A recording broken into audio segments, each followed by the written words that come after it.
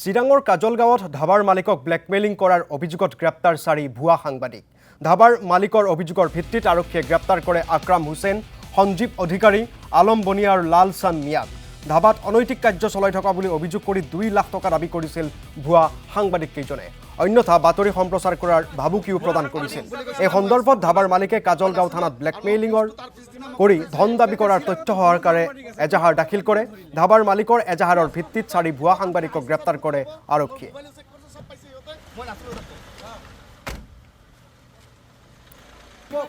28 তাৰিখত কয়টামান ল'ৰা ছোৱালী লৈ পেলাই সোমাই পেলাই এইটো আমি পিছতে বুজিও পাইছোঁ, অলৰেডি আগতেও দেখিছিলোঁ। তাৰপিছত ইহঁতে খাওঁ বুলি আহি মানে মানুহ চানুহ লৈ আহি কি কৰিলে, ফট কৰি নিজে চব কৰি ভিডিঅ' বনাই ৰাখিছে। আমাৰ ষ্টাফ একজনক কি কৰিছে, মাতি হাল্লা পেলাই মাতি কৰি পেলাই মানে ভিডিঅ' বনাই আছে আৰু তাক টানা টানি কৰিছে ছোৱালীবিলাকে। সেইটো যিটো দেখিছোঁ ফুটেজ।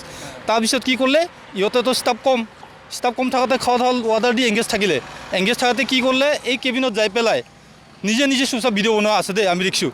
নিজে ভিডিঅ' বনাইছে, কোনো বাহিৰৰ পৰা কাই বনোৱা নাই। আৰু যোনে বনাইছে এইটো নিজে কথা পাতি আছে, এইখিনি পূৰা ভইচ আছে। তাৰপিছত কি কৰিলে, সিহঁতে নাম্বাৰটো এটা দি গ'লে ষ্টাফক। নাম্বাৰটো দি যোৱাৰ পিছত এই আমাৰ বন্ধুক ফোন কৰি মাতিলে। বেয়া অনৈতিক কাৰখানা চলি থাকে আৰু কি। মই সুধিলোঁ, এইটো ঠিক আছে, আপোনালোকৰ কি তথ্য আছে আৰু কি, আমি চাব পাৰিম নেকি? ইহঁতে ক'লে, আচ্ছা আহক, আমি লগ ধৰিম।